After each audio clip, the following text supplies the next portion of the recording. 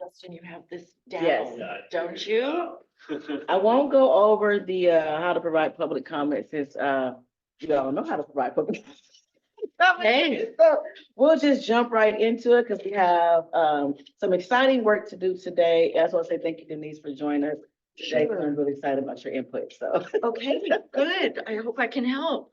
so our first of course agenda item is our welcome to introductions and announcements. My name is Nicole Green. I am the chair for policy and budget. Justin Van Zerber, Vice Chair, West County.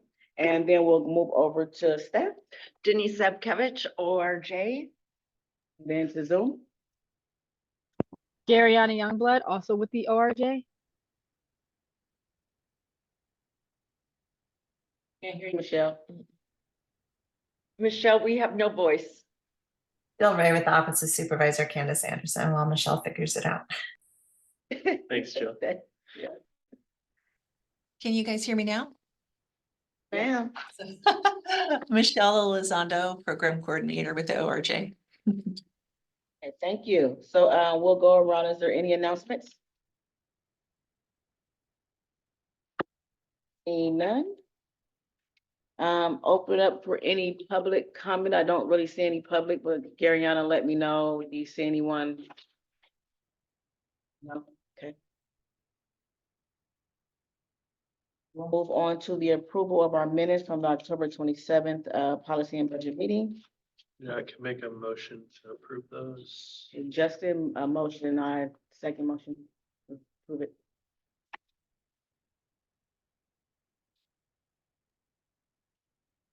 Nicole, did you want me to take a roll call vote? Yes, I always forget to ask you. I just think it's automatic. No worries. Justin, Yes. Nicole, Yes, 2 yeses, motion carries. thank you. Okay, so moving over to our next agenda item is discuss the update from CCP meeting on the 17th. That was a very interesting meeting, really excited for the December 1st meeting to kind of see the outcome. But just to bring you up to speed, there were a lot of individuals that requested for budget adjustments, or not budget adjustment, budget requests, not just one time, but for ongoing, from the public defender's office, from the district attorney. A lot of people requested, a lot of other programs requested information from the money for FTEs and so on. And Jill, you can step in and help me explain if I explain it wrong. But pretty much from the CCP meeting, we've been asked to come back and look at our budget requests. Yeah. Patrice did send out an email to me, Crawford, Ozzy. I'm trying to figure out their names as I'm looking at you, Yeah. but to kind of look at the budget and kind of give our feedback. So we made some adjustments. Am I okay to give those adjustment updates to Justin? I think so. Okay. So what we recommended was for Rubicon, their funding at the program they mentioned for those that was pre-child, that's going to be funded somewhere else. So the monies would not be from CAP. We did move forward with asking for money for RSC for their adjustments. Everyone else that requested the FTs, that wasn't bothered, like Bayer Legal, Yeah. Health Right 360. Good. We did remove we are recommending to remove the funding that Lau was asking for. And we did make a recommendation that possibly if Centerforce can continue with their request, because then women would not have any supportive housing. However, RJ is still going to look at that budget and they will come out and figure out exactly what we can and can't do. But that was our feedback to them on what we recommend as a CAP to move forward for our adjustments. So that should lower the amount that we asked for, because it was about 900,000. It was I'm not high. sure. I didn't realize how big the total was until Yeah. I seen the breakdown within our budget. So we had to go back. They at least asked for those that weren't asking for one-time funding that wanted to be ongoing, to take a look at what they're requesting and try to make an adjustment, because they're forecasting the 25-26 budget. Right. And the route that is going, there won't be any funding left over in reserve funds. Did I do good? Yeah, bottom line with all Okay. the asks, the extra funds are going to go away if all those asks are given, and then programs will have to be cut at some point in the future. So that's why that December 1st meeting is extremely important, because at that point, we'll be able to see, they're going to approve what everyone asked, if people come back and adjust if they didn't, and it'll kind of determine if this is what our whole plan on in reference to those access funds is, if it's even going to go forward. So it's really hanging on to 12 months. Any other comment? I just have a question, and maybe Gariana, you're able to provide, but I also received the email from Patrice Right. and asking for feedback, and she said she had to submit the budget by that Friday. Was that Mhm. resubmitted? Are we able to see that? It should have Yeah, been. the CCP agenda has been published, so I will forward that Oh, on. cool. Yeah, should- it's the email went out today. Right, because the meeting's on Friday, Mhm. so It was a quick turnaround. it was a very. Very quick turnaround. Yes. And they Yeah. did provide a budget overview, which they didn't have in the last one, to show at current spending and where we are with the current asks and the reserves and what those will look like and stuff. I was just looking at it right now. I will take a peek at that. And then the reason I bring it up is because in my email, I documented one of the things that we continue here is the increase in resources for housing. Correct. And if we remove the allow, obviously that limits their ability to serve those individuals. And so I think it's just kind of a question, maybe we bring back to larger cab or we bring to ORJ about longer term, like what is our strategy to identify resources that can support these type of interventions? Because this is obviously a documented need across many departments, as Mhm. well as there's still this gap that Lau is identifying, right? And so So we if the can, funding isn't there, like what else can we do? so at our work group, we can add that as a bullet, because I do have, just from personal experience of being a housing provider, feedback that Okay. I also share with them, just working with them a lot. There are other avenues that you can do to help this population, and I think our work group in December will be great to kind of point those things out. Okay. For providers like Laos. I think one of the main things is, because my feedback was that I did agree with RRJ, because we don't know where the money was going and what was going to actually cover. And there's not enough time to collect a lot of data. So we know that there are over 56 people that are on a waiting list. Right. And that funding is to cover what? And the structure of what is it going to cover? SLE, permanent housing. So it wasn't really a way to justify the amount that they were asking. And it wasn't enough time for us to that was just my opinion. Yeah. It wasn't enough time to go back and say, could we give you less? But did Right. they ask for an additional 500K this fiscal year as well? So it has to be documented somewhere. Asked for this amount of money? Yeah, this fiscal year, Yes. they I were working think on that- like a budget I modification. think they were, and because they are maxed out, they have a waiting list, Right. as far as I know. We are currently awaiting their report for their updated report for their last fiscal year. Okay. Because one of the things that we've noticed is a reporting that is not aligned with what we consider to be, they're not aligned in the tiers. Right. Okay, and so what is looking like is happening, it's possible that they are serving individuals that are not necessarily operating under our AB 109 tiers. Okay. So we are looking at that.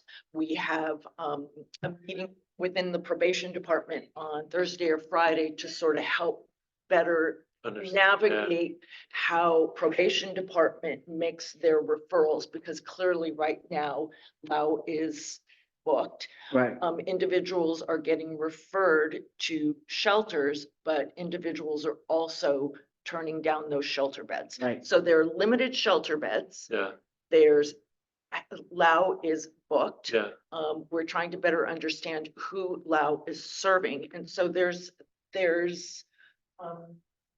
some uncertainty here in what should we do moving forward. Obviously, having more money go into housing, but better understanding where where the need is Yeah. and what is actually happening right now currently needs to take place as well. And I think with the Measure X funds, Mhm. there's been some conversations about how can we use those one-time funds in a way that can better support the reentry population.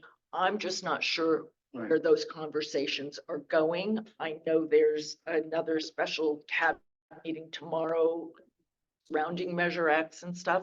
So we'll see where that lands. So But- so to piggyback off of Denise, there's a lot of different, that's. There's a one- lot of different avenues. Conversations. Yeah. And it kind of just give and I could bring a lot more of my brain at our meeting, but just kind of give you ideas is, other avenues that can be used is thinking outside of that reentry umbrella, looking at the barriers the individual has, because there are other county programs that aren't just solely focused on reentry, but can be focused on an SSI, if they are HB, if they are Right. veterans. And so it's identifying what those needs are and being able to connect those county programs to referrals. So this has happened to me in a program before as well. And what we did was we worked with other partners to say, hey, we're at a max.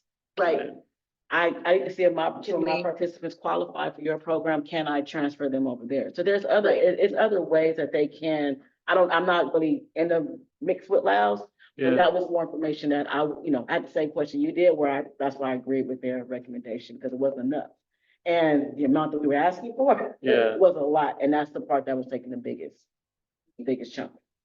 and probation also has a relationship with Hope Solutions Mhm. as well. So right, we've got a number of housing, a number of programs that serve housing needs, but we really just need to do a little bit of a deeper dive in what are the challenges, like better understanding.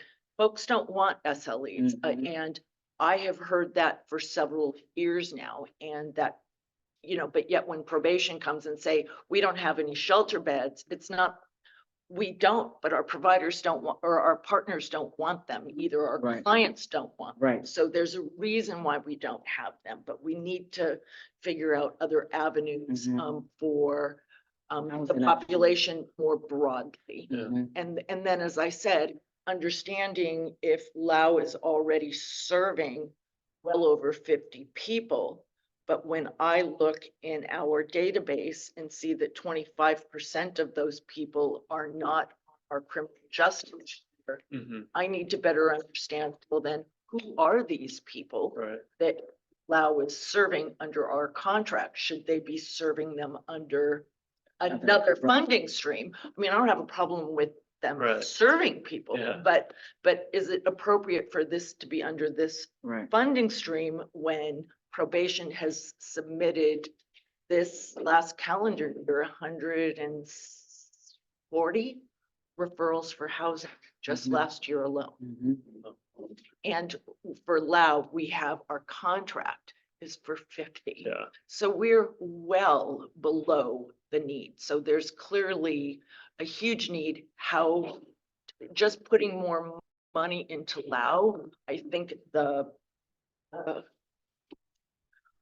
I think we want to be careful and just be more thoughtful, because it is a lot of money. Be more thoughtful about where it goes. There are a lot of different options, especially given the meeting on the 17th about, we don't want to have this overcommitment of Mhm. so much money where we're going to have to cut back, but maybe some one-time expenditures, such as coming out of Measure X, could lead to a property development, Right. for example, of a one-time expenditure that could then be utilized longer term for Right. additional housing or a social bond housing program, not unlike what's going on in Denver. So Right. there are lots of different, as you know, Yeah. lots of different options. Yes. And just because you come in with an ask and knowing that there's a need, Right. I think there was just a sense of, we need to pause here. I think the context is really helpful. I appreciate it. I think the rationale behind me supporting that was not so much that it would go to Lao, but so that those financial resources would be available, allocated to programs and services for housing programs into the future. And I think we're missing a really big opportunity with that if we, try to use one-time funds or another strategy, because there clearly is a documented need that's being unmet, and there aren't financial resources being allocated in the future for that. Well, I think so. And I don't know that we can do anything about it, so it's probably not worth our Well, no, so time. I think I think the process that we're going on is the first step, right? Is we first have to identify other housing options. Being a housing provider, it kind of connects to what she said, right? And for a long time, we focused on one type, Yeah, transitional housing. right. Transitional housing. So now it's trying to understand and research what are other counties doing and try to brighten our horizons. Because even if you put money in it, the participants doesn't want it. And if the money goes to waste, then we're going to lose it because no one's using it. Right. So we're getting all this funding to give housing, but we're not providing different housing options for an individual. We're not providing enough timing for individuals. So it's now to sit back and look at the structure. And I think if we look at that model and look at other funding options like Measure X, I had a whole list. There's so many things that's being Yeah. done and tap into those that can benefit our reentry that may help us because there's only so much money that comes into here. So what else can we utilize to be able to help those individuals? So being someone that's been involved in this for a long time, this first step that policy and budget is taking, where we're taking a deep dive in the house, is a very big next step. To be able to look at that, kind of figure out what we need to do. I wanted not to lose my thought in reference to what you said. One thing that stuck out to me, even though we said no, is I thought about Health Right 360 because they have a small amount of money. Yes, even though it's East County, they have the contract with Miss Shirley's Yeah. and Divine House, right? And then I didn't move forward, but I recommended Center Force because then that would be women. So I thought even though we didn't approve that 500,000 for Yeah. Loud, that's a small amount of money somewhere to help a few people until everything got worked out with Loud and what was ever going on with that. Mhm. So I think I think it's just hard for me when these other departments are requesting more money and we're allocating more money to them. Even though the thing we keep hearing is housing, right? Like, it's just hard for me to swallow that CCP is probably Right. gonna approve $2 or $3 million more to county departments, which is fine, and I think the county needs to be staffed, and I'm not going on record saying that. 'Cause that's a bad Right. fact, but every single time we had a person come into this room, the first thing that came out of their mouth was housing. right. And so it's really hard to swallow I that agree. we're removing that $500,000. Maybe it's It's because it's, removing It's it. not removing. I really don't think it's removing. I think what it is a recognition that the AB 109 budget annual allocation is maybe not the right place for it. Right.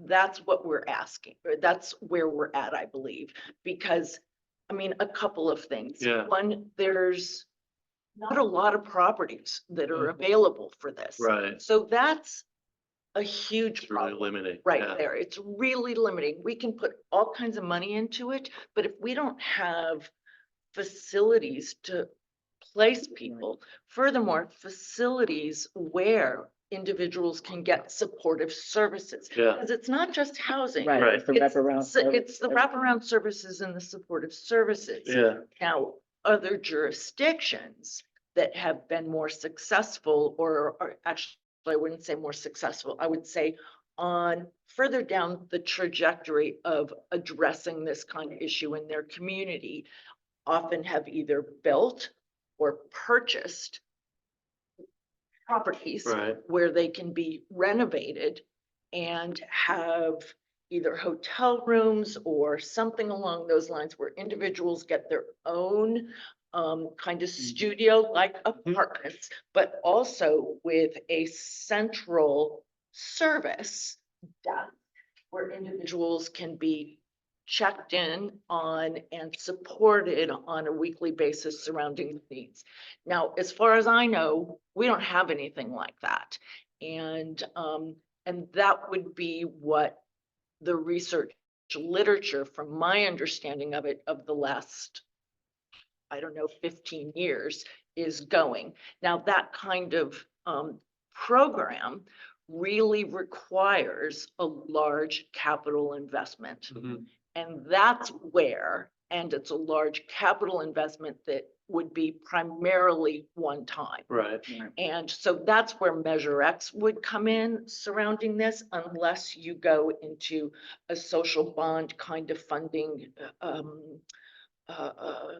possibility like Denver did. mhm, And, that's possible, but you still need to have,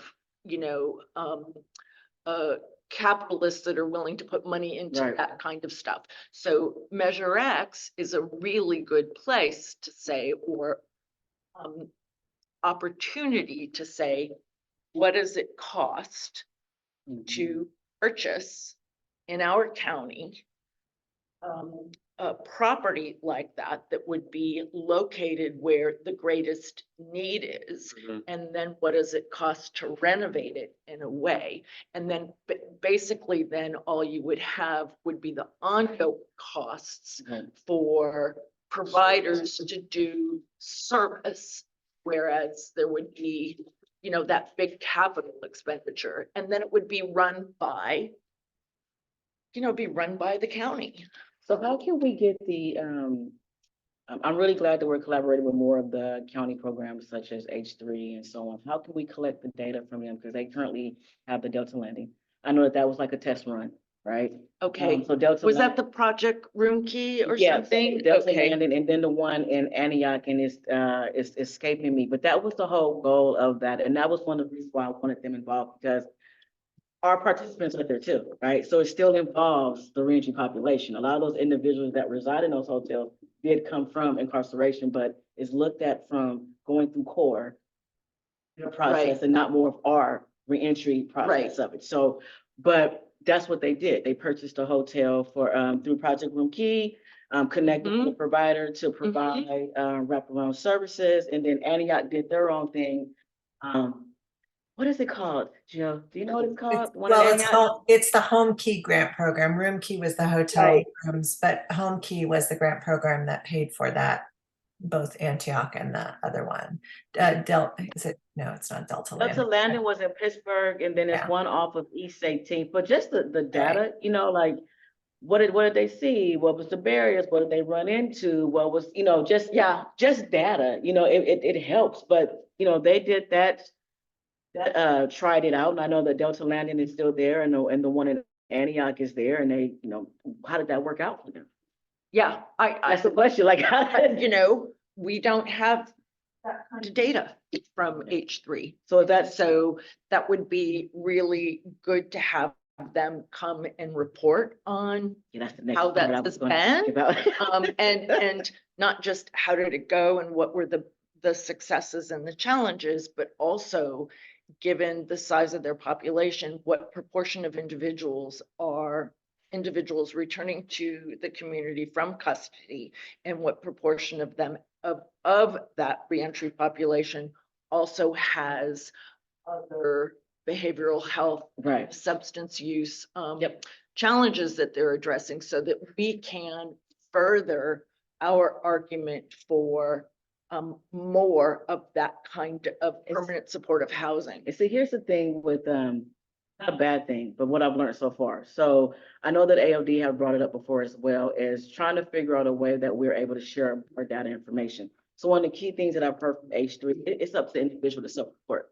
So Self-report what? Self-report meaning if they're reentry or if they have other barriers. They have an intake form that I Right, have but- seen that Well, is like pages. Right, but it's up to the person to be upfront and say, yes, I have been incarcerated, right? Well, we Depending on how- ask, you're absolutely right.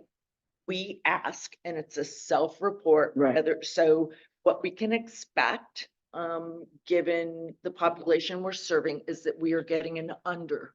Yes, ma'am. That's the point I want.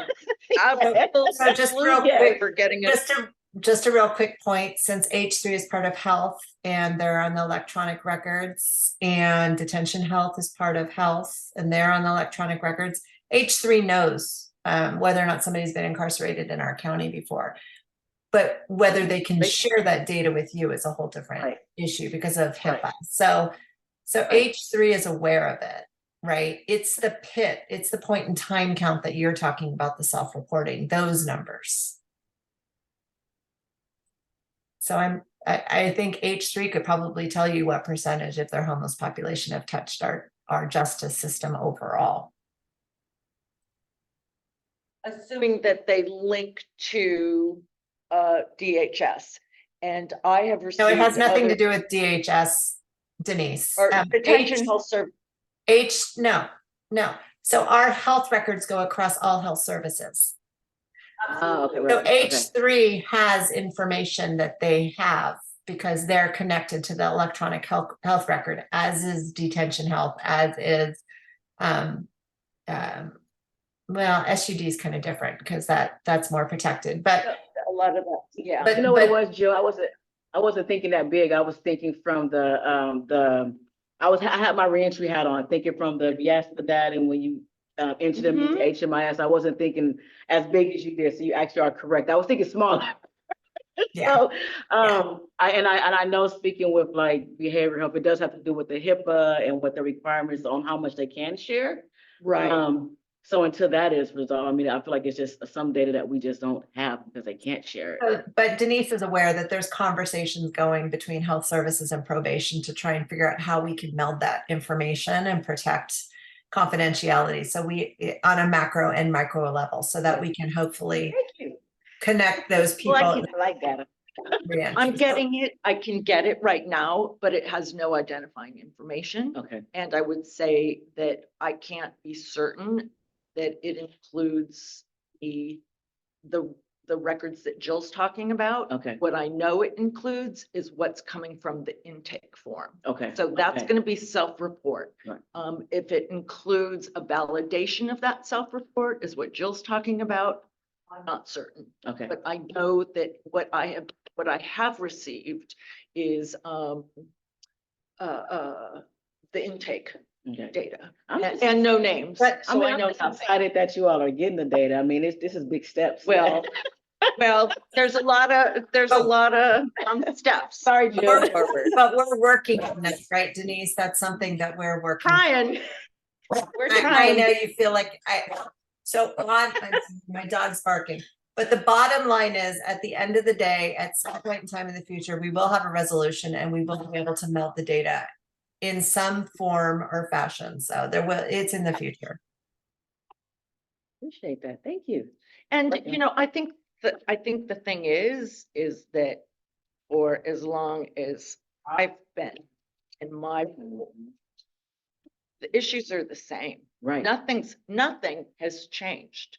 There's a huge need for housing and there's a huge need for behavioral health services in that intersection with justice and ongoing community services. So on some level, I ask, how much data do we need? The story is the same. The story is probably only gotten worse now post-COVID. And so how much more information do we need to kind of say that we need to make a commitment of some lump sum funds one time to move forward in this way? Right. Because if we continue to use rental properties, it's the area. I mean, Right. even it's expensive. So an acquisition as gone through by Home Key, if we can make a one-time commitment or maybe a one-time commitment with a model that is blended with a social bond kind of model, that might be another strategy, but I don't know who the people are that make those decisions. All we can do, I think, is put it Right. forward and say, we need a large one-time investment in this and getting a sense of how much were the Home Key projects? Right. How much capital did that take? Right. And what is the ongoing expenditures for that, for us to have a reasonable budget to plan for an expansion? That So- would be really good to know. Do we Yeah, know that, so- Jen? So two things on that. Number one, I think that, this is the conversation to have with H3 further. Yep. But the other part is, you got to remember, we've got the Measure X Trust Housing Trust Fund of $20 million Right. and ongoing funding that's meant for a variety of reasons. Some of it goes to H3.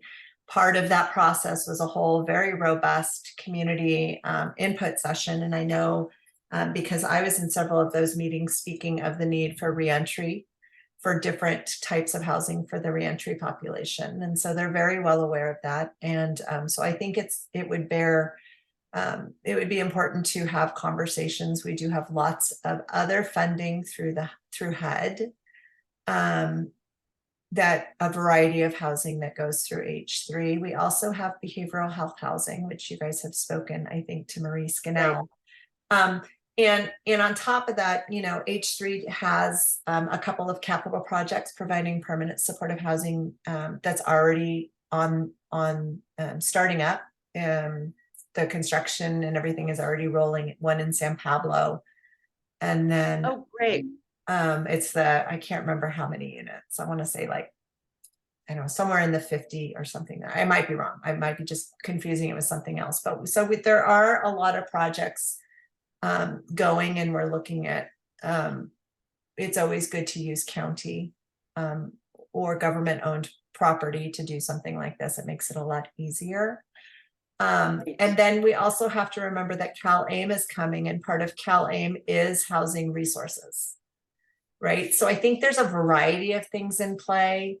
And like it was mentioned in the CCP meeting, there's going to be one time and then there's ongoing. And so the question is, like with Lao, is that ongoing? Are they going to need another $500,000 per year every year? Or is it a one time? And so, and then you have to really look at those numbers that CCP is presenting and what it means if everybody gets their asks, which it's no guarantee, Justin. I mean, I've been in plenty of CCP meetings in the past where they've just said no to these extra asks because it's just not sustainable. And we don't want to cut funding. We don't want to cut programs due to lack of funding because we overspent now.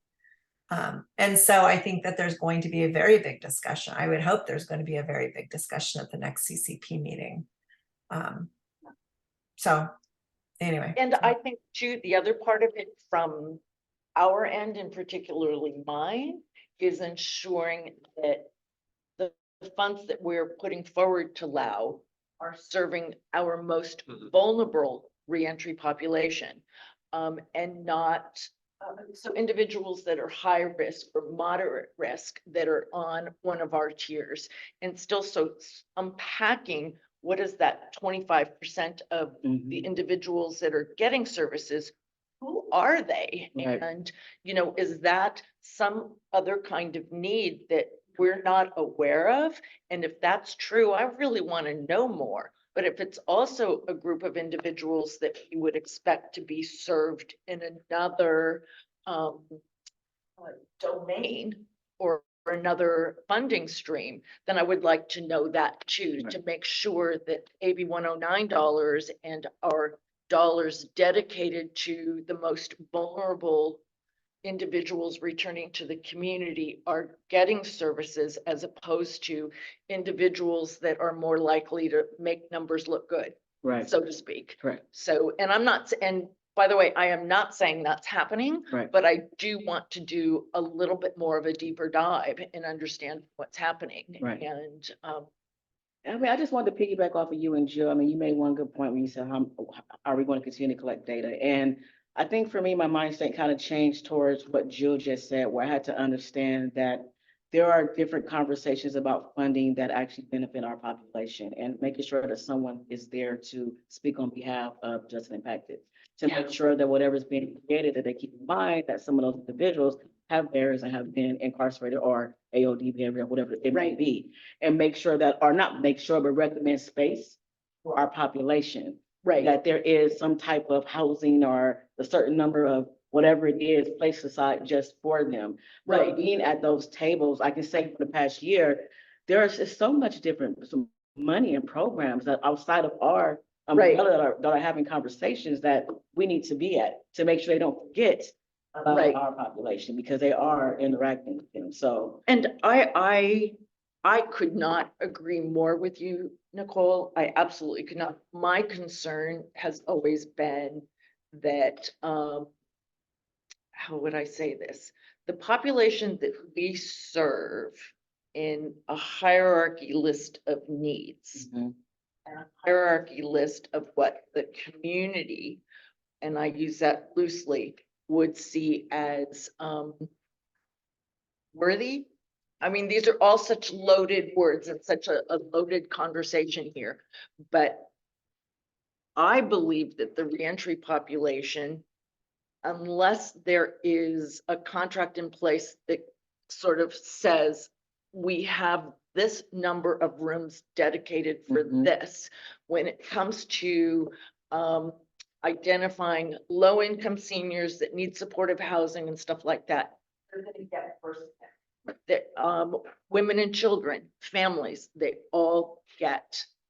And that hierarchy of needs, that's how decisions are made, and there is an aspect of this that is also subjective. And I do not think that the reentry population, without some kind of contractual arrangement or dedicated numbers of beds, actually gets served well by these other groups, because we have such a huge problem with behavioral health needs in the general, and drugs in the general community, let alone in the reentry population. I definitely, It's hard. I definitely agree with you on that. And that'll be something that I have to continue to work at, right? Yeah, What came to mind to me, and I know it's a lot of conversations that I've heard from behavioral health, I've heard from H3, I've heard before in referencing that staff. And the yeah, only way to really solve that, just from my experience as a case manager, is having that staff to be able to identify those barriers, regardless of reentry or not, and know what programs to connect them to. right. So as a case manager, that was my joy. Is Yeah. figuring out what was your barriers and myself be able to connect you to that. And unfortunately, we know that a lot of our nonprofits and programs, as they said, they have a lot of staffing issues. So without the adequate staff to be able to, I don't know. I know, You know, with you're absolutely COVID, right. so they hire individuals to do all this great work. It takes a lot. It's not easy to be able to sit there with a caseload of 20 and 30 and I figure know. out all the things that Denise need, and then take Right. that day to get her over to behavioral health. But And that a was way the to be good at it yes, too. but that was the only way that Yeah. you were able to navigate them through that. Because if you just, it's honest, I'm going back, but if you submit someone and say, I have a reentry that needs exactly what you did, they would go to the bottom. So you Yeah. couldn't focus on that. You had to focus on, I have a veteran or I have a senior. And that's Right. how they got something through. Yeah. So it's identifying, I tell a lot of folks, identify what their needs are. I know they're just an impact, and that's our goal, but identify what their needs are and focus on that and try to find something around that. Because Right. if not, they're gonna go at the bottom. And of course, it's like that right now. I know. Well, I know. You and I are singing in the Yeah. same choir. I get it. Yeah. So I just want to agree with you both, and just for me, it's just exciting to I know it's still a long road, but to be able to see where it was before and how far you ladies are going, and you're still working, it just makes me excited. So I know that there's more to come to it, 'cause a lot of data, but I'm hoping that we get some of this out of our work groups. That's our goal, is to kind of pull that information. I'm hoping that when we get to that point in the agenda and kind of talk about it in more detail, when we ask them to come, they come in with that information and we have this kind of conversation to kind of get to the point. But did we answer the question? We've gone totally circular Oh, on you, and Jesse. I wanna bring you both back, because I spent many years as a case manager as well, and I know navigating different systems and attempting to make sure the client has services at the end of the day, and you're gonna do whatever you can. Yeah. What I didn't hear come out of your mouth is that these people they still need to be served. Right. And Absolutely. our county is failing if case managers are required to go through loops and jumps in order to get this population services. And I think it's our priority as Right. CAB members to not say, oh, this can be served through this, or this can be served through this, but this is a gap, Right. and these services need to be provided, and it's our Right. county's responsibility. Yeah. I know those to be true. I know that to be true, but that's not why we're here. Right. We're here because there needs to be more services that are specifically allocated Correct. to this population. I Right. agree. Yes. That's our end goal. That's Yeah. end goal. No, that's Yeah, we're all on the the same page. Yeah. That's, yeah. No. And then I say, then we have, you're absolutely right. And then we have the context of Mhm. Right. all the different silos, all the different Right. budgets, all the different priorities of how do you serve the population with highly complex needs that crosses several different, jurisdictional departments, Right. for lack of a better. Yeah. phrase. So, yeah, it's really tricky. It's really tricky. It would be beautiful if like this was a priority, like this population was a priority for the county. And the county then utilized all of those other, what is the beautiful word that you just used? Not like departments, but priority population funding resources to backfill, right? Because like we know these people are experiencing behavioral health, we know they're experiencing substance abuse. So if we just serve them as a person entering from incarceration, and then figure out how to fund that through those other channels, right? It shouldn't be, we should go through the other channels to serve this. It should be this person is served, and then the back end, the county figures out. I'm Yeah. just speaking I get it. utopian world. That's never gonna happen, but I think get that's it. where, but that's where like the thought and the conversation needs to be. Right. Instead of smealing it through other Yeah. strategies, I mean, I think the at first, least from my perspective. well, no, I agree with you 100%. And for me, again, you always see me smile because you're absolutely correct. But the first step was these meetings, to even have these individuals come to a table like that. That's where I've never seen, I mean, from my seat, that, I mean, they probably had it, but I just to be able to Yeah. know that we have H3 and we have behavioral health, our other, looking at others, counties, and really bringing in down at RJR, we have sitting down and going, okay, enough's enough. Right. What are we gonna do? That's a big step. Well, and Jill brought up CalAIM, Mhm. and that I think is a program that I have hope for. Me too. Will really change service dynamics for the reentry population. I really, really hope so. I mean, my perspective, H3 behavioral health, they're under the umbrella of the health department. And the health department serves the broad general population. Mhm. Whereas we're looking to serve this other kind of high needs population. And again, not that the general population doesn't have their own high needs, but in that spectrum, it's challenging. But with CalAIM putting a focus on justice involved individuals, and if we could develop a plan where individuals leave custody and go directly into some kind of transitional wraparound services and housing where they can stabilize fully. Because the other thing that we've heard several times over with our provider surveys is that individuals are not adequately stabilized. And so adequately stabilize individuals with wraparound services so that they can then launch into their own permanent housing with more community services, as opposed to embedded community services within their housing. And so it would be kind of, again, another stage, Right. but it would be, you're leaving custody and It's like a going support. into, yeah, you're going into another type of housing, which we know from the in custody survey is a huge Mhm. need. You go into that, you get yourself stabilized with your meds and your drugs and getting the supports that you need to find a job, or maybe enrolled in some kind of technical training so that you can get a job and afford the dreadfully expensive rent Right. we all have to pay. Right. So that's one kind of Right. thought, but I think it has to be personally linked to the justice system, Right.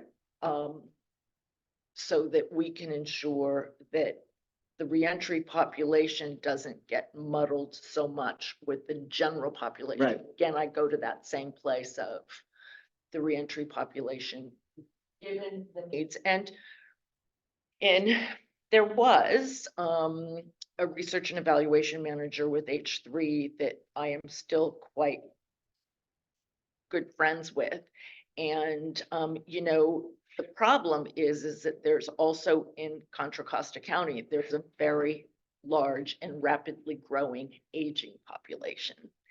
And so when you get seniors competing for permanent supportive housing for disabilities, whether it be cognitive disabilities and dementia or physical disabilities because they can't get around as well, the permanent supportive housing, that's where the Right. juxtaposition is currently right now, as I understand it. That's hard. That's hard.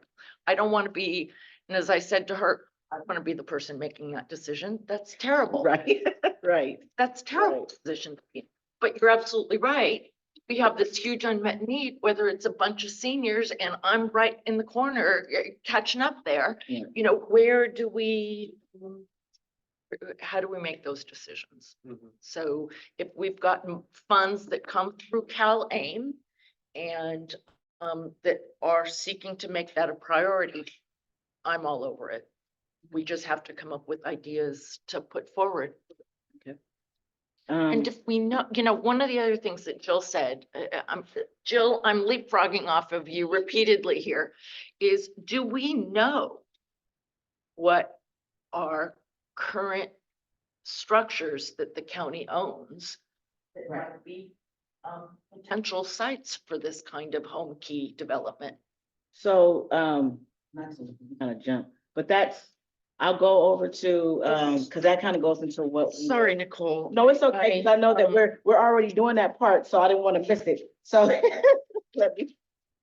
that is. Yep, so that was the next steps number, is it number 10, right? No, that's the old agenda. That's last month's agenda. Thank you. What would I do without you, Justin? So now we're number 5. We're on that part, discuss schedule access funds. So that goes into that section there. And that starts off on attachment 2, page 7. And so I wanted to point that out because we're talking about some good things that go into that. And I don't want to lose that thought because that's why I wanted to have you here to kind of help us with that. And you both have some great ideas. So this was more of just not a brain dump, but just some ideas. And I had her send it to you for your feedback in reference to what data we're looking for in each section, kind of get your opinion on, should we take some away? I think we all kind of talked on some of that today. But for example, the first one is housing. And some of the things you just mentioned is exactly what I pointed out, and definitely want your feedback. If asking for too much or Justin, you know, what do you think? But for example, you know, requesting for county programs such as like H3 or Hope Solutions, or I know that, I don't know if we can get them here, but I know that H3 does housing for like CalFresh. I forgot what that program is called, but understand the different housing structures that they have within the county that they provide housing for, and through those, ask them for like a general overview of their programs and their housing model. Like you said, what do you have available? Request for a program structure. Is there a certain target population for those programs? Locations, where are they centered? West, central, east, or all over? Also ask for like their service process, staffing plans, caseload ratio, because we heard about that a lot in our survey and feedback. And then their budget, their collaboration and level of resources. So we know that a lot of our programs, they collaborate with each other, right? Subcontract. So, and I'm probably going to say this completely wrong, but for example, what I'm learning, like through CalAIM goes through the health services, and then the health provider refers over to a provider such as H3. They're not the only provider, but, and then they will then subcontract to another housing provider, for example, Hope Solutions, that's an example. So it's like Right. a little breakdown. What does that look like? But give us an overview of what do you have? Do they want to put a contract to the side for them to just give us certain beds? Are those beds available for our population? Are we able to say, like you said, for CalA, is there going to be a bridge housing process for that? What would that look like? How many can that serve? So I was just brain dumping Yeah.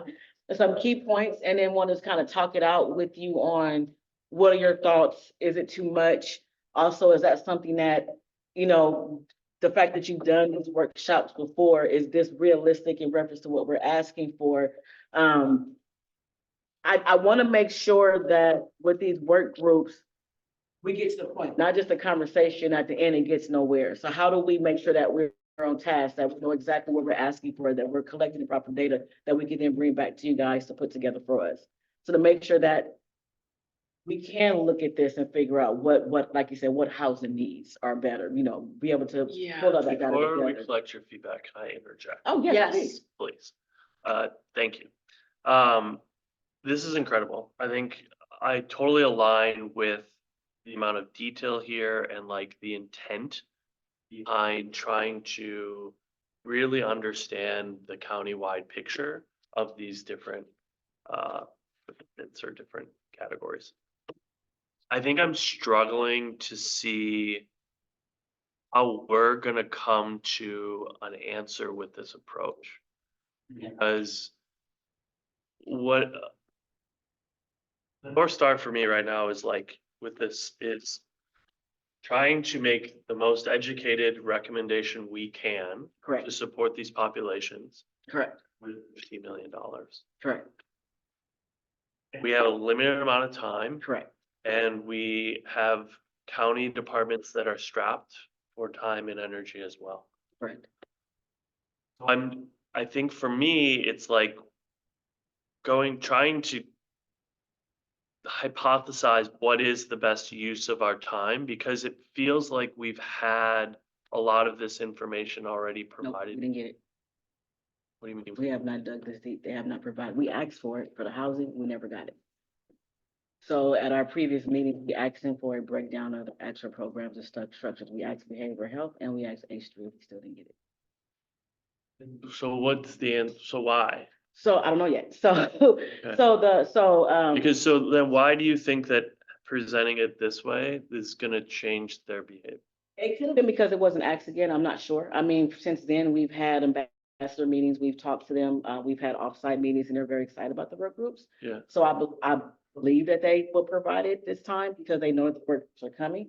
And I actually agree with you in reference to coming to making sure that we come to being able to get all this data together and coming to a resolution at the end, which is why I wanted Yeah. Denise here Yeah. that has that does this all the time to be able to take the data and come out with an answer, right? Yeah. So from my understanding, at the end of this, we have two goals. We want to figure out, do we want to have this RFP through the regular channels, through our ORJ for our CBOs, or based on our data, do we want to be able to have if one of the county providers is responsible for the money and then they allocate it out, Right. right? Do we want to go in our norm or our new? That's why we're asking for so much data. For example, does this money be better? Just throwing it out there, not saying that's what we're doing, but saying, for example, will it be better in the hands of like H3 because they have all these housing programs, then they allocate the money out for our providers. That's just an example. Yeah. But how do we want to structure, how do we want to use this? We just want to go with the standard RFP and let everybody go for the money?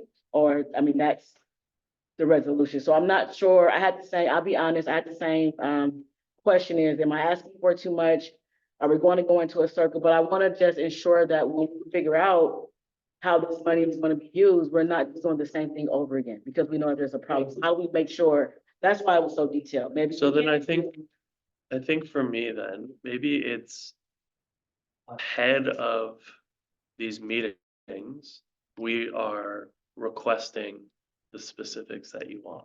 So I Because believe that that's what Patrice said on one of our last meetings, that they'll be able to send us information over to. but not that they can, that They are. need they are, to. Yes, Like, we're not having this meeting until these 7 or 8 questions are answered correct, with data and with supporting information. correct. Because I think what gotten into several times is this circle talk. Correct. Right? And I think we need to put our foot down as hard as, and maybe they can't do it. Right. And then it's like, well, why can't you do it? And how do we as a county address this? I don't like, So let me ask you this. So I looked at it from two ways. So these are the questions we have for our current providers, right? But then we're also, I know that you guys are doing research and looking at different counties and state and what they have, their structures.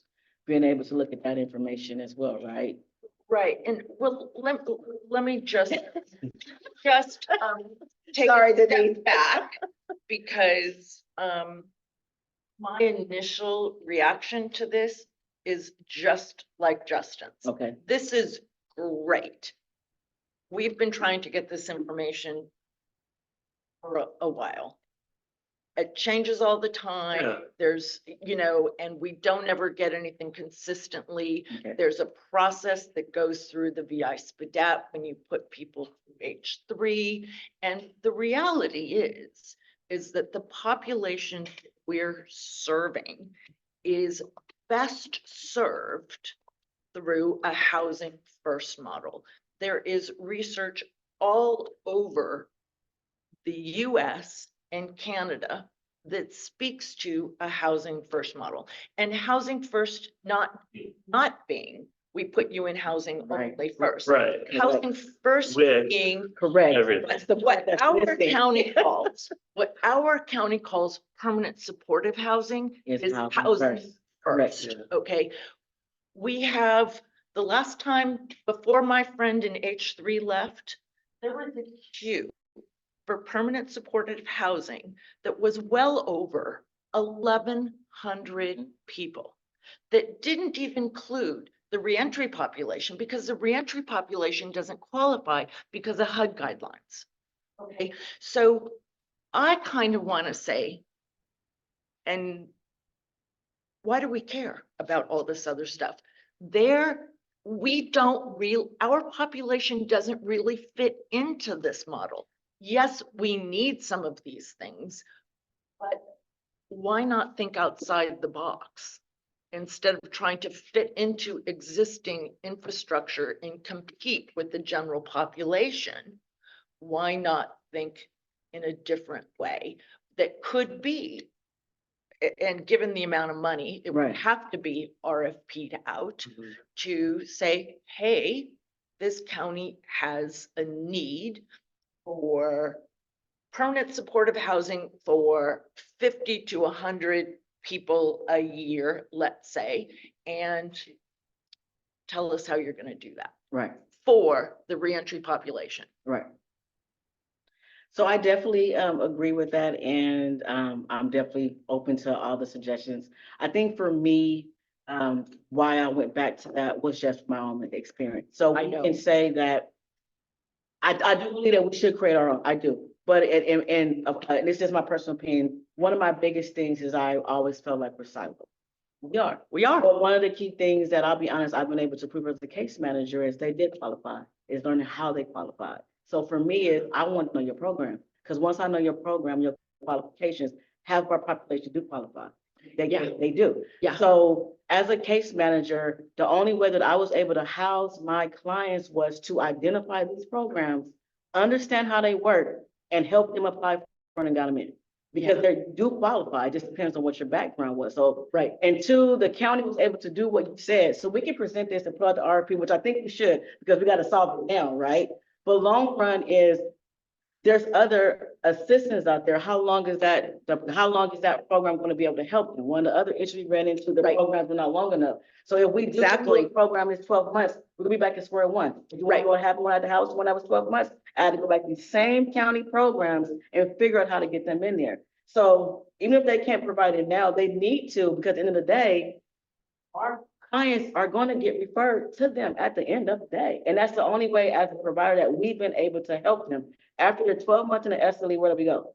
If they can't get into permanent housing, I'm calling H3, or I'm going to know is your wife on CalFresh, so I can have her apply for the H3 CalFresh. So either way, that was the purpose of asking for it, is if there is a map to understand every single program, what the qualifications are, I know we can't get it right now. No. But what I would say is what I would call that is in a program inventory surrounding housing services. Thank you, Ralph. I love your brain. It's a programmatic inventory. Yes. And it doesn't mean that we put out all of the individuals that we're serving into that existing program inventory. I do think it needs to be expanded, but I agree with you completely that there could be any number of different avenues that individuals could fit into within this programmatic inventory, and others may not. Correct. Others may not. So it needs to be, I believe, an add-on to the existing program inventory with a full understanding of what all of those characteristics are. for existing program inventory, which by the way, changes, a lot, right? And then can you repeat what you just mentioned? I don't mean to have you explain it. When you, not the county stuff, when you just explained Oh, the program inventory? no, the permanent supportive housing, creating its own. Before I said the program inventory, what we should do. Your feedback on that. I was trying to get it down, but I was listening, I don't know, we have it on, Garyana has it on tape, I'm not sure, we'll find it. And Nicole, Um, yes. Jenna has her hand raised. Oh, I'm sorry. Go ahead. I'm sorry. I Jana. didn't see that. Go ahead, Jana. Hey, good afternoon. You can hear me okay, right? Yes, Okay, cool. I just want to say that I agree with both of what you all are saying, Denise, the having the pot of those who aren't going to qualify to be able to get them housing and then using the existing housing resources in the county. However, I just want to put a plug that many of these processes need to start while they're in custody. You can't Yes. wait until the day they step out the gate and say, okay, you're out now, we can start your case management. You're out now, we can do your assessment. You're out now, we can do A, B, C, D, E. It needs to start way ahead of time so that you can do A, B, C, D, E, and maybe F is here's your placement on the day that you walk out. And I think that's been a huge missing piece, at least the 7 years I've been here. And I've tried over and over and over again to at least get an H3 team dedicated to the jail, not just for those that are in GPS, but for everybody who's leaving, who's homeless, needs the supports, especially the assessments. Because, and I mean, to me, there isn't a reason why you can't do an assessment if you're just getting the idea of the person's needs and what type of housing. Then that helps you figure out, once you have all of those people in line, can they go here? Can they go here? Can they go here? Okay, if they can't, can they go here? Okay, if they can't, then we need to dip into this other pot of funds that Denise is talking about because they don't fit the mold of all these other programs. But I do believe it needs to start early in custody and not wait until the day they walk out. I completely agree, Jana. Alternatively, it doesn't happen in custody and individuals go into kind Bridge of housing. a In between. bridge housing Mhm. is Mhm. And it Nicole starts was there. saying. And some of that bridge housing could be more permanent supportive housing, and some of it could also just be transitional. A good model That's- was what we learned at our AB 109 summit. I believe it was Santa Clara that came. They have diversion housing. So they Okay. actually come in and do the case management and start working with them. And then when they In custody? yes, and when they get released into a diversion program, which is short-term housing, hotel, or their own room.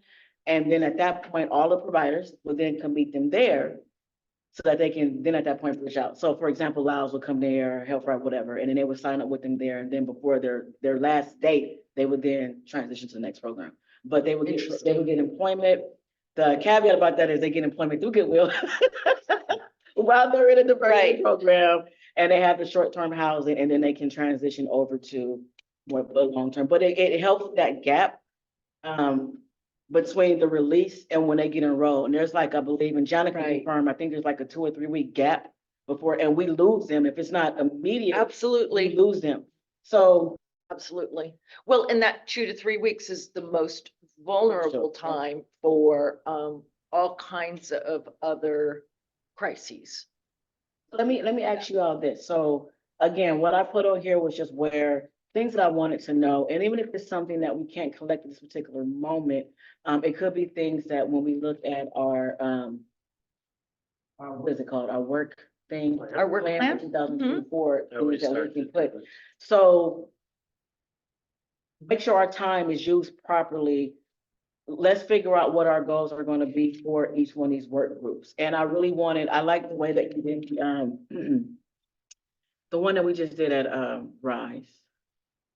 Oh, yeah, for the restorative justice? Yeah, so how can we make sure, because the first part of our meeting is our regular policy and budget meeting, and then the next 2 hours is our work groups.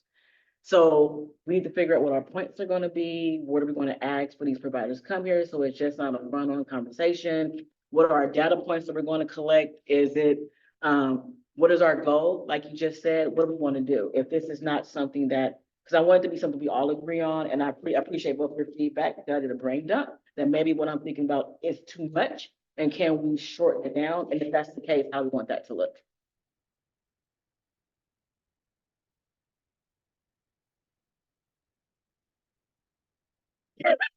Any feedback? I mean, for the housing, again, I like what you and Denise said is, because I did not think like that of, let's just do something now.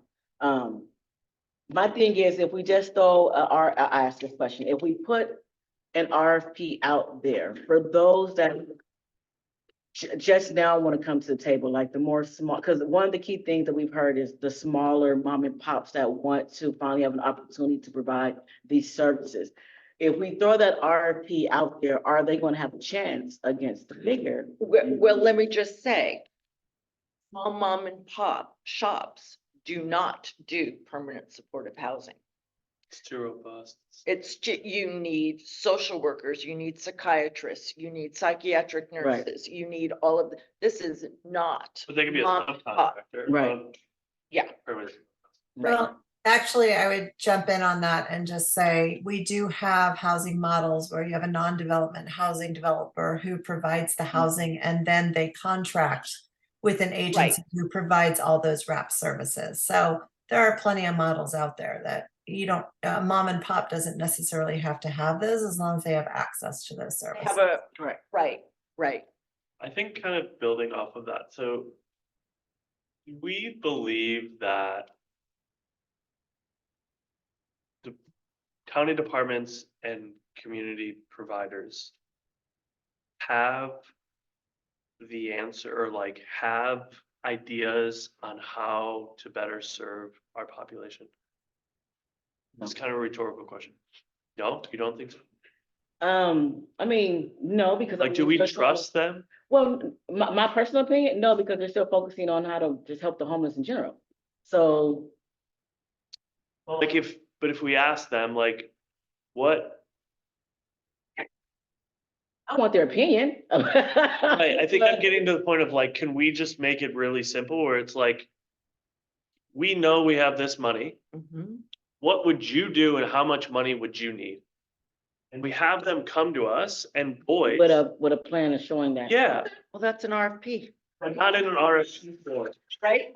Right. But yeah, But I mean, it's it more kind of is. informal so that like those mom and pop, maybe there is someone who says, I can do we've heard from the public many times about a cash pilot, right? And maybe, and I know Jill, you've said that there's conversations going in other departments about this, but maybe there's somebody that wants to raise that awareness and You they're mean a like, guaranteed income Yes. kind of pilot? Uh-huh. Okay. and they say, I can do, for $500,000, I can serve this many people for 3 years or something.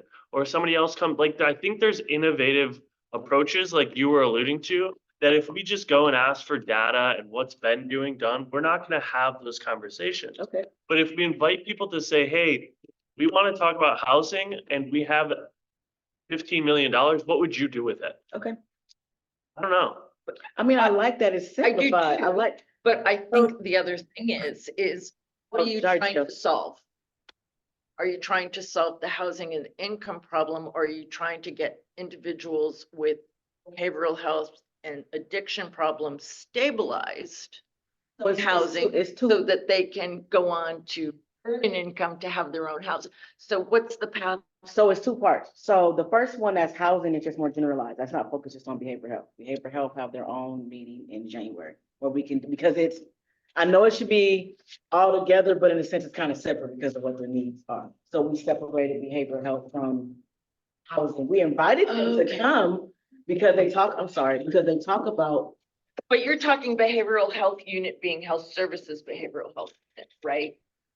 correct, to understand what their needs are because they have additional funding out there already. So, Okay. when they come in January, because it's kind of like what Jill said, I know there's been conversations around the Cal AIM, and then they have that money for behavior health. So they're building housing structures already that they may not need this additional funding? So what do they have? Well- There's money on. well, the table. So I mean, I would just Sorry. interrupt here and just say, H3 has a plan. They actually know all the different types of housing that we need in our county and how, what the percentages are for, I mean, there's a whole huge map that they created a few years ago. Not to mention, we've been incredibly involved with the all home movement at the state level, which talks about the different kinds of housing needed in our state to address the homeless situation. I would argue that health housing and homeless, which is H3, is not solely focused on the homeless population. They're focused on all types of housing and the variety of housing that's needed, because some people aren't homeless, they're just at risk of losing their home. Some people are, couch surfing. So it's a whole variety of models. So I would say they are the experts in our county. They don't have the funding to provide every solution, but they are working with a variety of partners to create the fabric of housing. And so that's why they are part of that. They were part of the work group on that housing trust fund and all of that. So I think that you could pose them the question on, like, here's the population, what do we have available, and what more would we need to create this, to expand this section of housing. And I think that would be a great conversation. And it is distinctly separate from behavioral health housing, which has its whole other thing that's even going to come forward with the care courts that are coming out of the state as well. I mean, they are going to have their hands full with that as well. And I just found out this morning that the assisted outpatient treatment program that used to be contracted out to a third party has now been wrapped into behavioral health services, and they've taken over those properties that they were using. And so they will be managing that housing through behavioral health housing as well. Oh, okay. And Nicole, Michelle- Michelle had her hand raised. I'm sorry, Michelle. Hopefully my microphone's working. Can you guys hear me? Yeah.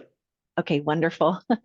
I believe it was Justin who mentioned about bringing in the community and the community ideas and innovation. And one of the things I was just wondering that if it has been brought up within this county is I live in Solano County, and I took full advantage of the CalHAFA grant to build an accessory dwelling unit on my property. And so they offer a $40,000 grant to build, which essentially our plan is to build an affordable unit on our property to be able to rent to somebody who's in need. And I was just curious, are you guys familiar with that in Contra Costa County? And could there possibly be incentives to landowners to assist them in some way in building that property with some kind of like a 5-year guarantee of sorts of some kind of permanent housing to our particular population? I think the state offers that program, Michelle, Right. and I'm aware of it. I'm not sure that the timeline for that kind of program would actually be beneficial for our population, other than foresight moving, later on, much more down the road Got for it. that. All right. I'm just not sure that, given the huge need that we've seen, if we go that route, that would be a plan for 5 to 10 years later than it would be more immediate. Got it. Yeah. I But I know think that there a opening lot it- of the, oh, sorry, go ahead. You're good. I was just saying, I know that there's a lot of completed projects in our area. This has been going on for a while now. And so, current existing accessory dwelling units, some of them are multifamily. And then of course, yeah, it's going to be an ongoing thing to address the housing need, but yeah, well, thank you. Just wanted to throw that in there. A great idea.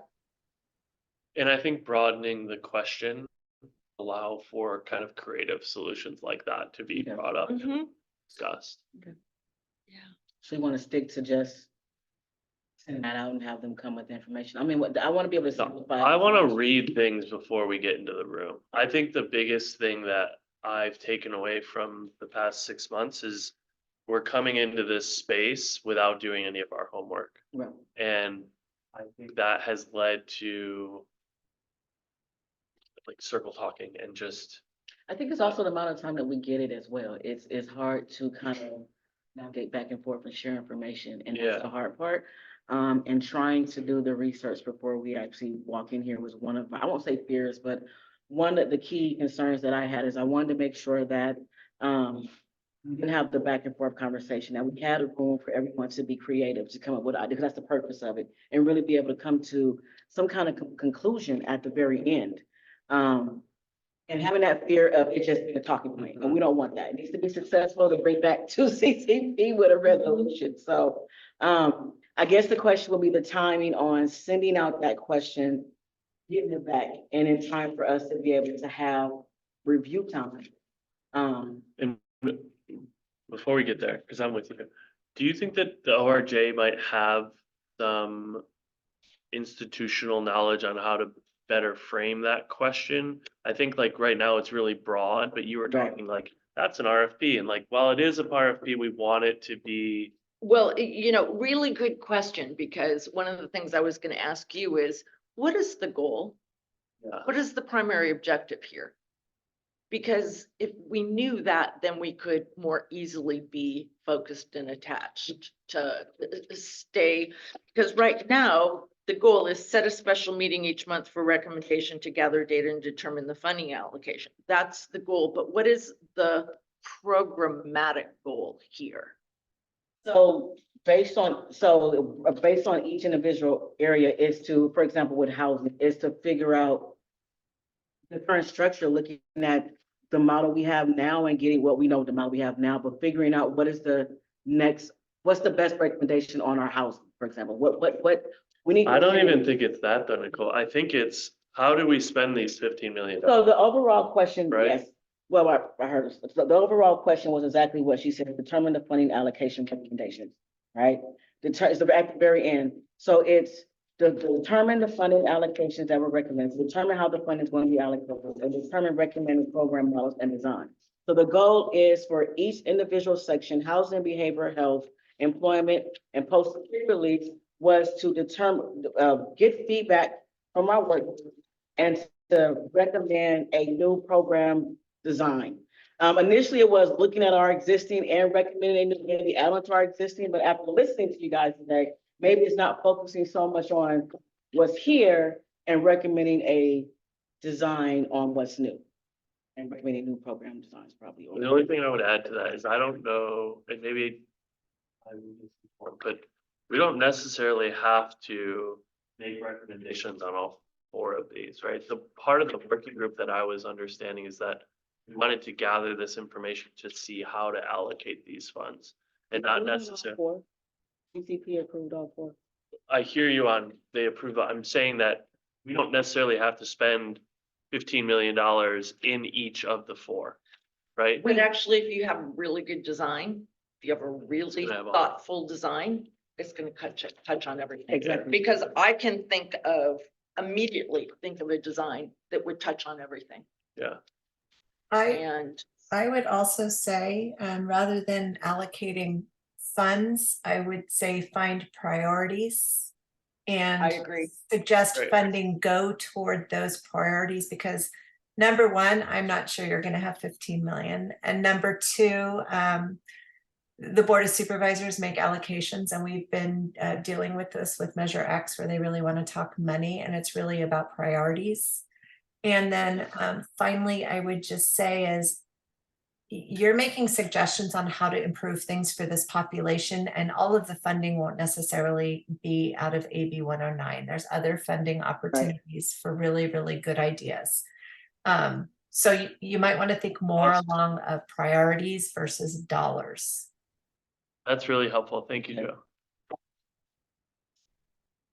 And so we know from what all of our surveys have been, that housing's the number 1 priority, right, for our reentry population. Service providers and clients say that. We also know from Jana that having a gateway into housing, either in custody or upon release is a huge need too. Correct. So thinking about some kind of bridge, gateway, transition, I don't know what the right language is, would be a program where everybody is eligible if they do not have a home upon entry to the community. So from day one, we can either pick you up or somebody else from your family is picking you up to bring you home. Right. That would seem like the kind of broad thing that we're talking about. And that may be either temporary until we figure out from the program inventory that H3 has, where, oh, look, you qualify for this. There will be a bed for you in 2 weeks. You can stay in this gateway or bridge housing that's available for you. So what's the proper term? I've heard diversion, I've heard bridge, I've heard. I don't like the term Some- diversion because it's too linked with diversion from justice involvement. I would call it gateway or transition or, what's the other one? Yeah, Bridge housing or the. bridge housing, something like that. And I don't know what the research term is. How about just housing? Every person should be Yeah, housed in whatever yeah, model temporary- is appropriate yeah. for them. Or reentry housing, really, it is kind of an immediate reentry housing availability. And then I think, thinking about that, again, priority wise, we would need to know, is there any availability of county property that could be utilized in this kind of capacity in a temporary way for individuals, and then pull in, I believe, some of the other needs that individuals will have surrounding return to the community with regard to medications, with regard to other stabilizing factors. But that to me is what, just in this conversation would make sense, especially with Janice saying that we need it before. People need to know that they are not going to be leaving custody and going into a housing purgatory Right. or, I mean, or the abyss. This conversation has come up everywhere. I'm glad that Jonna brought it up. At every meeting, you've heard the same conversation of individuals not being able to have that support for when they leave. And that's the biggest, Exactly. biggest gap. It actually connects to all of our key points. It has to do with everything, the behavioral health, the employment, everything is things from that. So I hear two things. The question that we said we want to kind of broaden and say, hey, we have this 15 million, what do you bring your feedback in reference to how would you utilize that? And our resource point is reentry housing, that in between for the pre and post release. Yeah, Whatever you want to call it, where they can get stabilized and then Right. connected to. it's a services. game plan for housing, Right. longer term housing success. I like that. Yeah, really. And then from that, the rest of this stuff is things that we can work on in reference to our work. It's gonna take time to get if we get it, all that information. Okay. And if,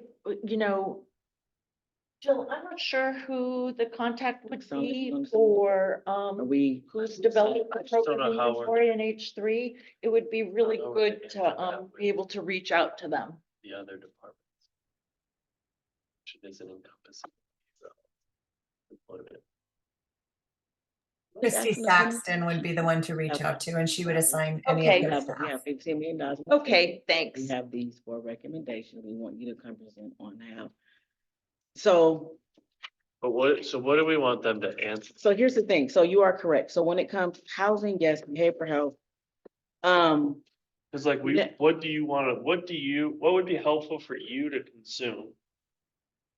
Ahead of walking into that meeting where those individuals are, or those departments are. So, Because well- that's what we should ask. I'll say this. Initially, when I wrote this out, my thought process was different because I was looking at what we already have versus going, let's build a new. That's where my questions came from. Yeah. So, the questions that I put on here really wouldn't pertain to our work groups anymore. It'd be something longer, separate, because we're not looking at it from that angle. So is this a brand new conversation? Because I was really wanting to say, come tell me everything you have now. Right. And then we figure it out, which I realized would take too long. So it's like for employment, I would propose the question, like, if we had, what would that, it would be the same question, what would that look like if we were able to create a reentry housing? which Right, would but be think about between- that. So if you ask a department or a provider or whomever, the way that they respond to that question is gonna be very different unless you put parameters on how you want them to respond. Okay, And so is that they submit a slide deck to us? Is that they submit a one-page analysis? Is it that they have 10 pages? Like, what do we want to consume? So that we understand what they're envisioning ahead of having that conversation, so we can walk into that meeting and have questions. I would prefer. About him, about employment, is that where the switch is Yeah, gone? he was asking about the other, Well, because just any of that. any of them, like, what do we want them to bring for any of the sections to be able to? Any of these sections here? Yeah. Okay, so I would argue, just from what I know about a cascade of trajectory of individuals who are in kind of supportive housing, housing first, is stabilized housing, stabilized well-being, and then the next logical step in the cascade is employment, right? I think we missed it. So I think what I'm trying to get at is, what do we want them to submit to us that we can consume ahead of that meeting? Not what is the answer, but like literally, what are they, what information are they sharing with us before we meet in January with them? Oh, you mean employment? No, whoever, it doesn't matter, all of them. We so focused on these 4 topics. I am. The topics don't matter to me. I want to know what we're having them submit to us.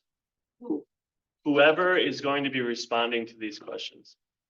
Of what would you So- do with $15 million, So what I would want them to submit is right? it's not gonna be a full RFP. I would want like a one pager or something of what would they do with the $15 million if they had the opportunity to? How would they, what would that program look like?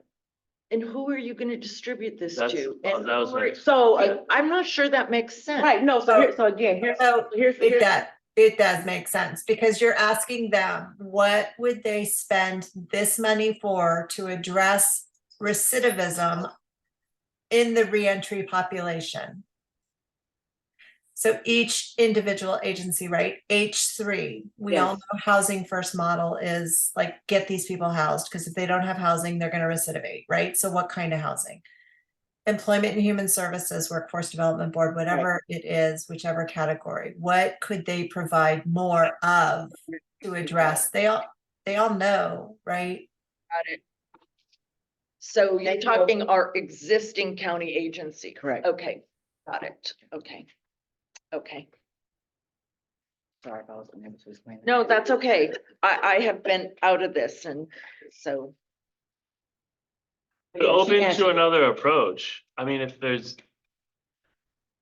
If you're envisioning something that you think would work better, I think what we've done is we've torn it all down. Right, And now we're trying to figure out what's the what, best approach? There isn't a right, we don't have an answer right now. The point of today is, what is our best approach to come to that final answer? I like the fact that you gave us an idea of a goal, because we didn't have that initial end result. So we Yeah. have a focal point of what we want to get to. so from my experience, I have not had particularly good luck at getting responses on an open-ended thing like this. Okay, So to say what said about, we've got $15 million, how would your unit spend $15 million to prevent recidivism and stabilize the reentry population, or ensure their quality of life? I'm not sure that I would get it. We can't even get this information that you're talking about. I've been trying to do that in some kind of a systematic way. My suggestion would be to throw out what I love to call a straw hat. okay, what's that? I mean, put a plan out there and let people rip it to shreds. Because you put something out there and then they will say, okay, now that's really important, but this one, I don't think, I think we should think about it this way or something. That's an approach that I have used over the years that has allowed me to get to where I want to go on these big things. If you go and say, send an email to directors of housing, EHSD, who's gonna be the So- sheriff's office, you know, surrounding pre and post, I'm not sure that you're gonna get what you want out of that. So I think the reason why we went that model was because of previous discussions around this, and they were aware that we were coming to ask. So they know that it's coming. Now, that's a good feedback that you gave is, are we going to get it? I mean, they know that we're coming You to can ask. try. Then we're at CCP, they are aware that we're asking for this information. A lot of the individuals that we're going to email, we've had one-off conversations with about our ambassadors meeting. Mhm. They've actually been waiting for our work groups to happen. So I'm not sure, are we still, the question might be, the email may still be there and they may not reply. So when you Right. said a straw hat and put a program together, elaborate, that's new to me. So what you mean, Well, it wouldn't be, it would be not unlike what I've just said. Just a broad prompt. Prompt, We are reducing. exploring ways to spend this rough number of resources or making recommendations of priorities on how to spend this rough amount of resources. And we think from our exploration that we should do X, Y, and Z. Or this is What what, do you feel is correct in this scenario and what can be enhanced? I don't know that I like that because I want creativity. Like, don't you think we'll still have that, based on the way they respond, the conversation we had, and this is, I've never done it before, but it just makes me feel as though we'll still be spending because they'll come back with, we'll be back at square one Yeah. with of information again, trying to pull. I think we make them name it and we poke holes in their plan. And if they don't name it, then we go. But then I think that's also an observation that can be presented to the county and to CCP is this department was really invested and engaged and they wanted to participate. And this is what they're thinking.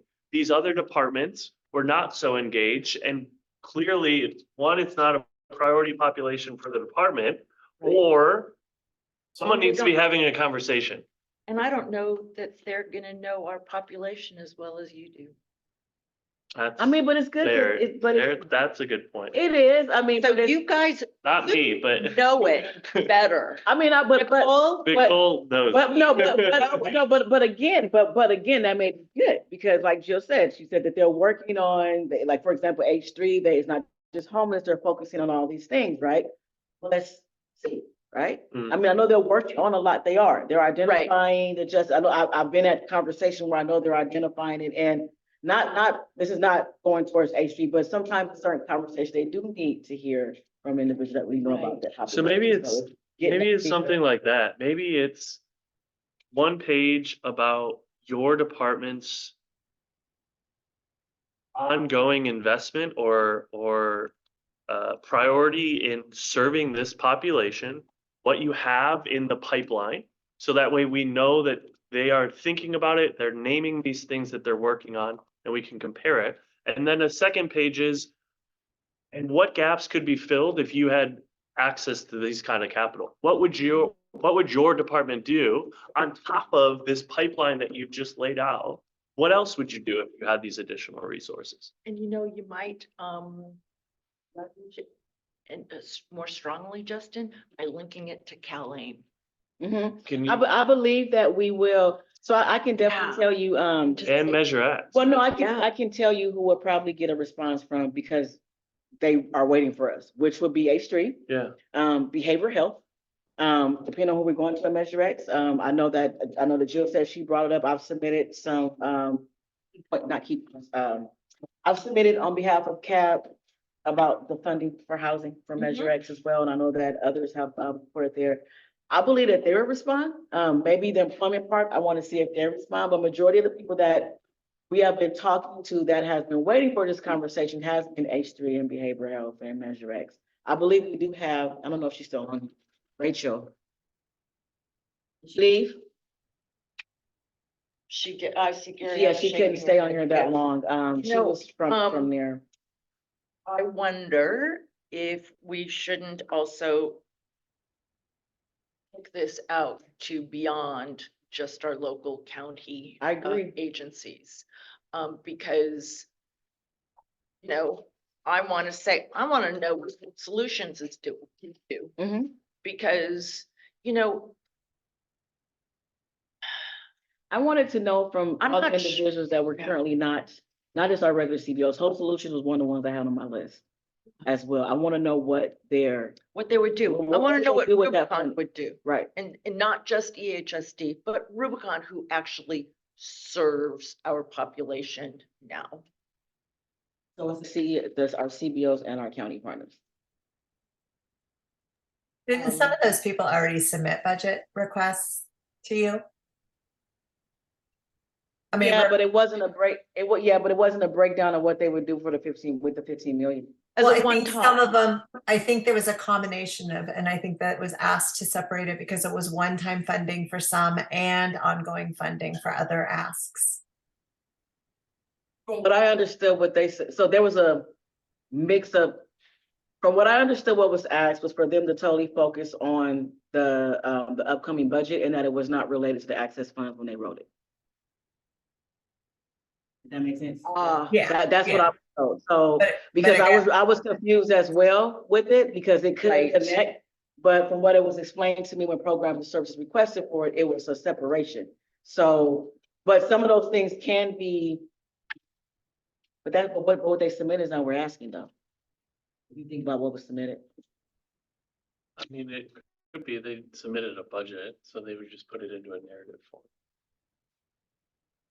And explain the program and the services that they would provide.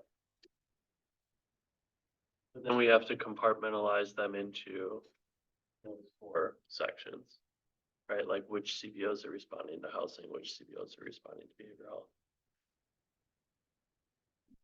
health. There's a lot of layers to this work, and I think one of the things that I keep running into is like the timeline with this, right? Like we had originally thought about November and December, and clearly not realistic for us to request the county department to respond that quickly. Well, I think that, So- well, I mean, I think we just simplified the tab it where we just ask for those 2 key points. Like for December, it's not gonna be so broad of a question that we're asking, and we will be able to But set. you want a quality response, Right. and I think in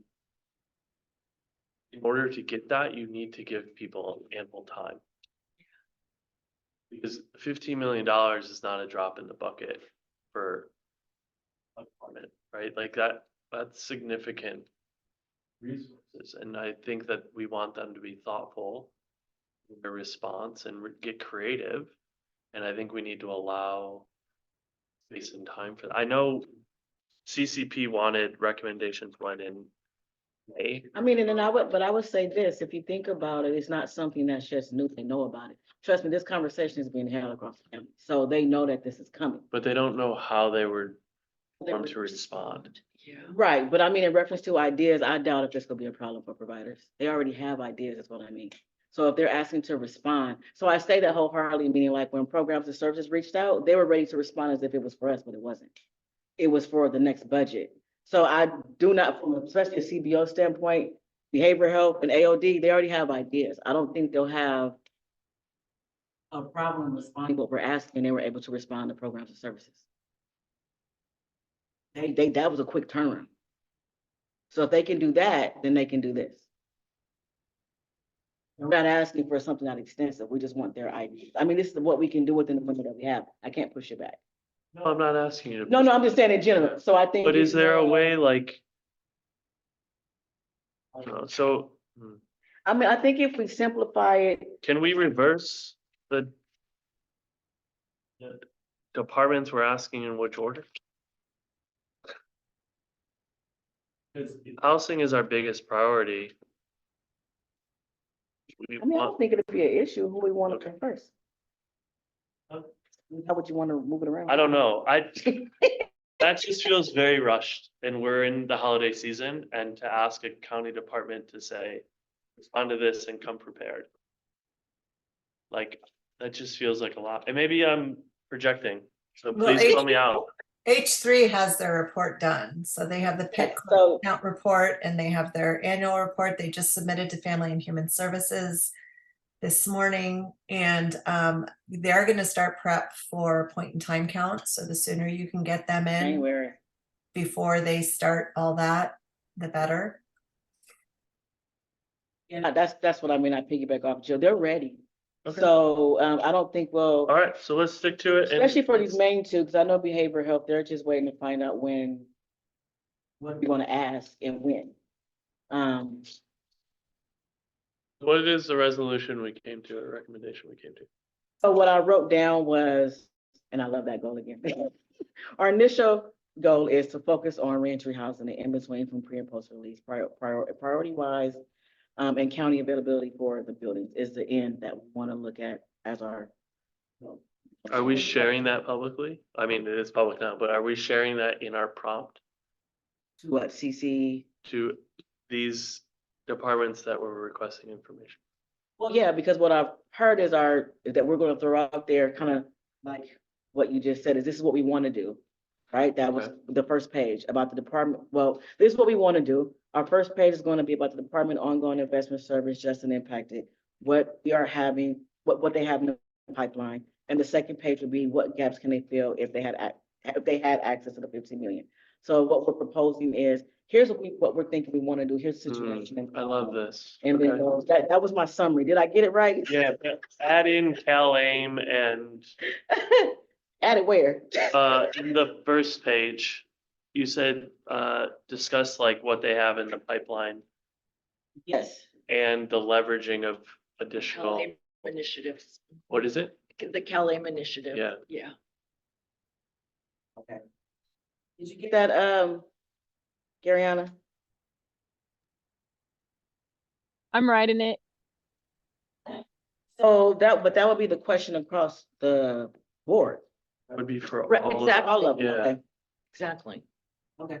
And then with that information, we can get, right, I'm trying to use your data brain. Well, I'm not sure that we're gonna get data We're on not. Not data, but I mean in reference to be able to do like Yeah, because I mean, I think the real data that we would need surrounding something like this would be, how much is it gonna cost for a building? How much is it gonna cost to retrofit? And how much is it gonna cost for the breadth of services that all of our agencies are providing to leverage CalAIM to get additional services for this population in some bridge way? And I think the How- best part of this is that we don't have to answer that, because Right. to Right. Jill's point, we're not saying you need to spend X amount of dollars. We're Right. saying these are the priorities and this is how we think you Right. do it. Right, And it's the county's responsibility to To figure do it out. everything. to figure that out. Good luck, county. Yeah.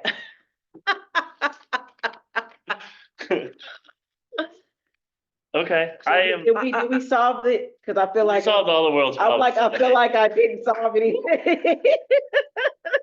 Mariana looks happy. We're So good. do you, so I guess that the next question, so the next thing is, how is that going to go out? Do we need to? That's from ORJ. That's what she Right. said. Yes, what she said. Do we both? What am I committing my boss to? Well, no, that's what she said that, She committed herself. she committed Okay. herself, so for each one, so for example, for housing that's coming up in December, then the request will go out to like H3. Invite them to the meeting with the question. Of how could they support a plan along these lines? Or Correct. how could they provide additional insight if we lay so correct me if I'm wrong here, we lay the groundwork with this preliminary intro about what we see given priority for bridge housing. Correct. How can their organization leverage their response to CalAIM and an additional sum of money Mhm. up to $15 million to further enhance this projected objective. So can I just ask this question, instead of focusing on count M, can we just say, how can their department as a whole, because that means we're cutting, and again, it's Nicole expanding, because there's much more than just Cal Aim there. How Well, can we the leverage- Cal-Aim justice involved population. That's just for Medi-Cal, but then that limited us with them, that's for those. Well, no, Cal-Aim is also doing housing. They're Right, doing- but that's for referrals from Medi-Cal, people that are on Medi-Cal. So the question is, how are you leveraging all the other funding? Right. So all Okay. of it, because Cal Aim is solely focused for those that are being referred that are on Medi-Cal, so that's. Okay. Eliminate those that are not. Okay. on Medi-Cal. Okay. Okay, I'm not there yet. I haven't caught up, so. So I but, don't wanna- Whatever way makes sense. Yeah, I don't wanna given the limit breadth us I of like it. that, broaden it. Right, yeah, because Yeah. then it's gonna cut us off to. Great. Yeah. To that. Go So for what it. am I brought into? How did I word it? All All of it, all all- programs. external resources or all, Yeah, because the Measure X funding, the priority they wanted, they set up, the MX tab was for those organizations that have other funding to stretch those dollars. Okay. So for Measure X dollars, so if they can leverage Measure X dollars with these funds, kind of thing.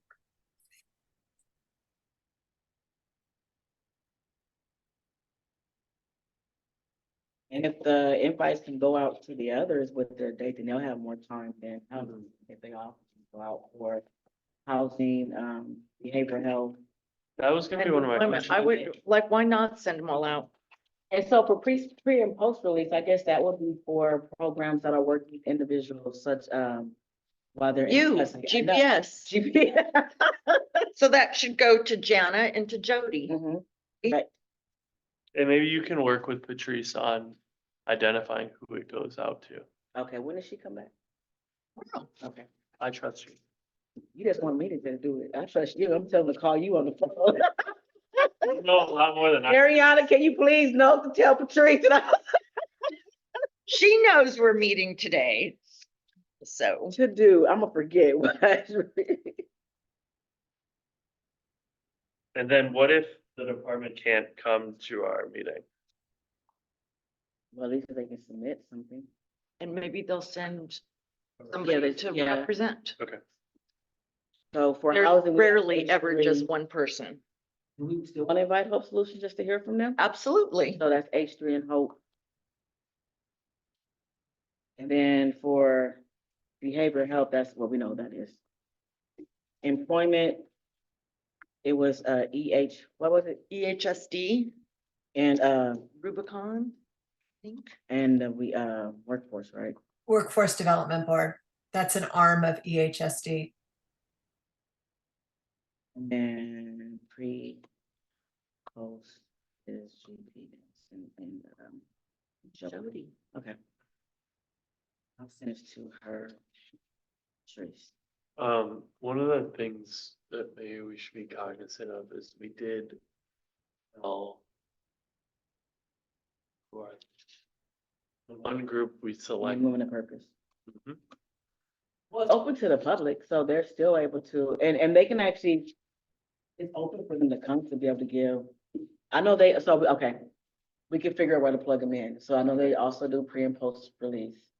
And then But if- what is it? So I'm sorry, what is it? MWP is a priority? No, they submitted a new Budget. program for the budget that we said hold over. we told okay. them to bring to these working groups. Okay. So it's figuring out, it actually falls into all of the categories. I know it involves housing. I see your hand, Jan. I know it involves, pretty much falls into Pre-release. pre-release, so we can. But they have a program with the sheriff's office for Correct. release. Correct. So that would, I think, would come under Jody's. Okay. Pre-release and even Jana's comments surrounding, their program, Okay. if it needed to be expanded. I think you Jan, probably is answered that- Jana's question. There. Thanks, Yeah, Jana. That's Denise hit on it because the sheriff does contract with multiple agencies to do different things, so they would come under. Yeah, and I am, trying to work with MWTP to pull apart what their in custody program from their reentry program so that we can be really clear on what's happening and what's what. And Okay. that's, yeah, so we can add it there, I think.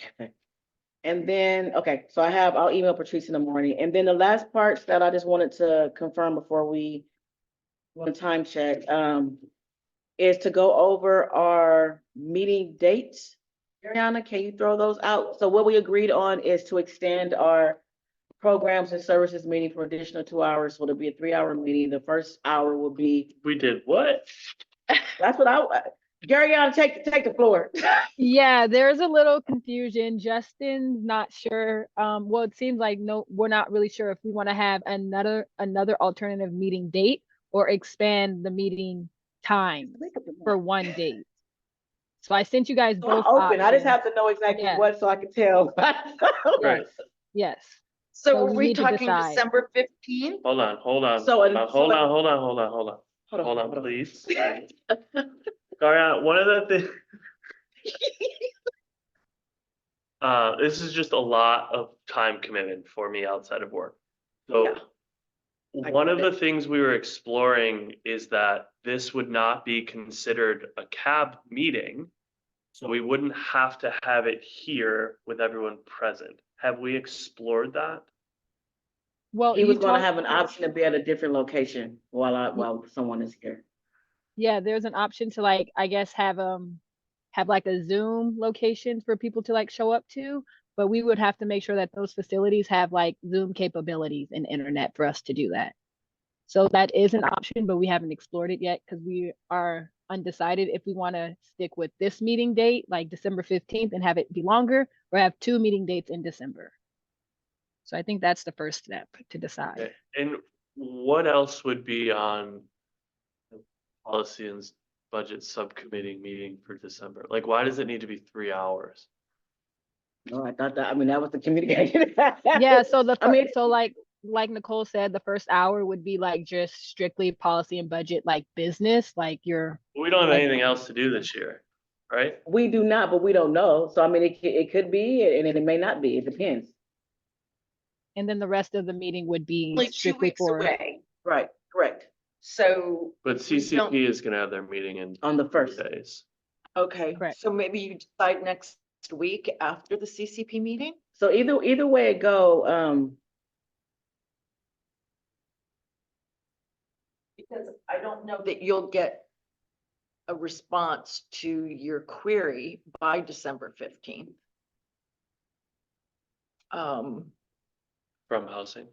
From any of the agencies, if you put them out, yeah. I mean, I know. We're gonna do housing. Housing, just Yeah, the it's just- first, it's- okay, Well, so I mean, if we submit all of them out, everyone else has enough time. Housing is Right. the only one for December, so I just Right. recommend submitting if we Yeah. have time to everyone, so the rest of them have more time. When it comes to housing, H3 already has their data, so it'll be just if Hope Solutions can. And we could invite them to another meeting. Correct. So if Hope Solutions can't, then we can always circle back, but I know H3 has their data, but they're supposed to have the data ready. I think my recommendation, oh, Go ahead, I'm sorry. I don't think I can be able to commit to 3 hours each month Okay, for this. So if there's a way that we can either do it virtually or reduce that amount of time, that would be extremely beneficial. so I have it on there twice. I was just waiting for the confirmation. So I have it on my calendar the first way, where we're gonna pick 2 days. Uh-huh, And then I also have it blocked off for 3 hours. So I just have to know yeah, what I'm doing so I can figure out to adjust. I mean, I don't mind the 2 separate days. I mean, I don't want to be here 3 hours either. Yeah. but I But, don't know that we need 3 hours.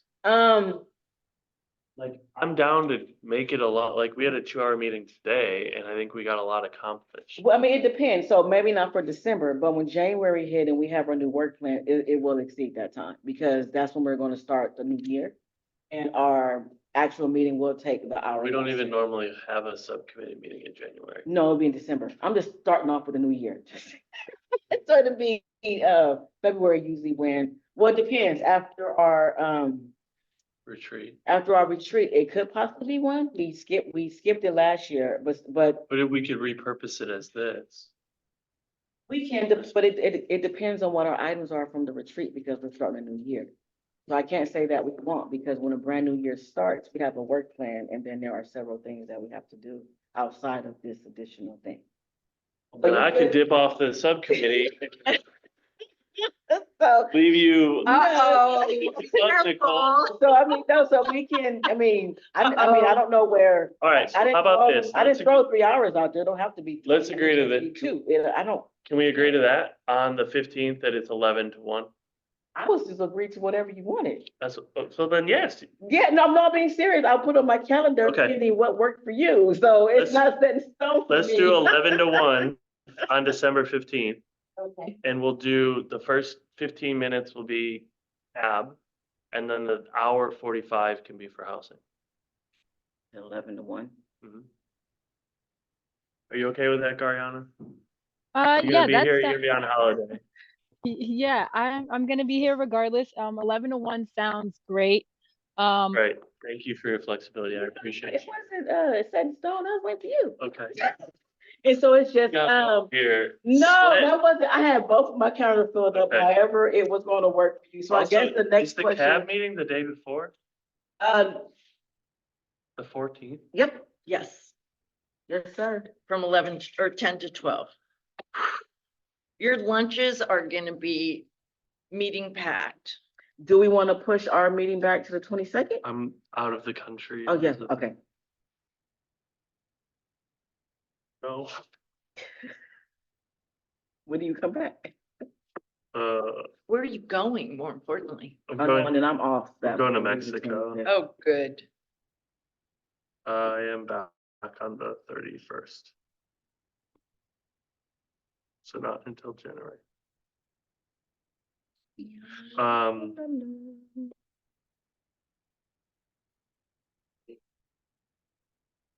We're really packing things in here. Okay, good. What else? That's it. So you have the question drafted to send to Gariana? No, I didn't know I was sending that to Ariana. So I know I was emailing Patrice.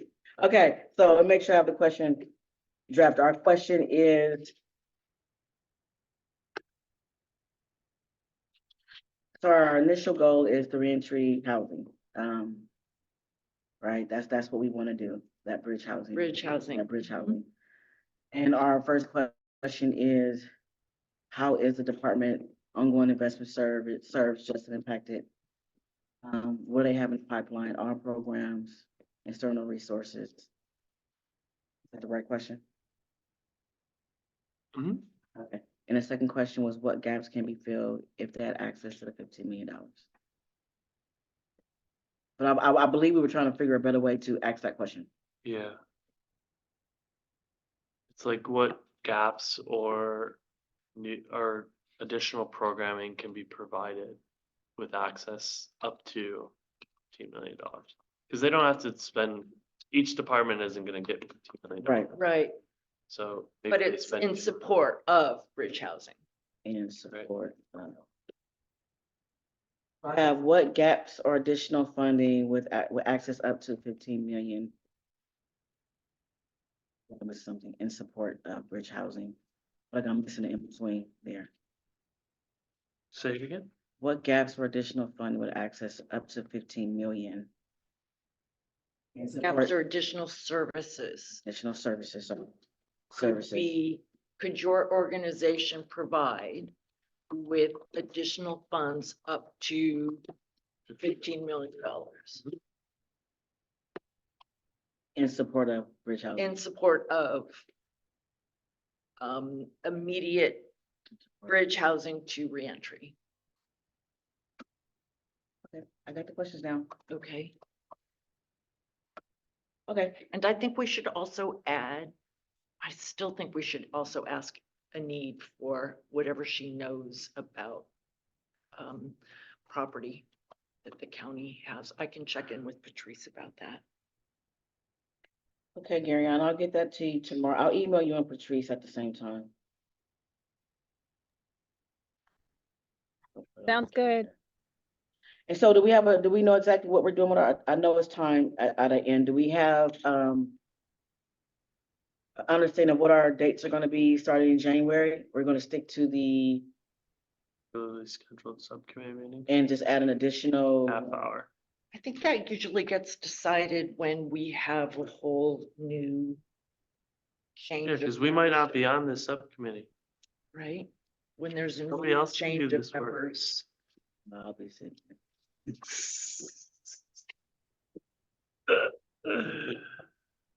Um, I wouldn't leave you. No, don't leave me. I can't. Please don't leave me.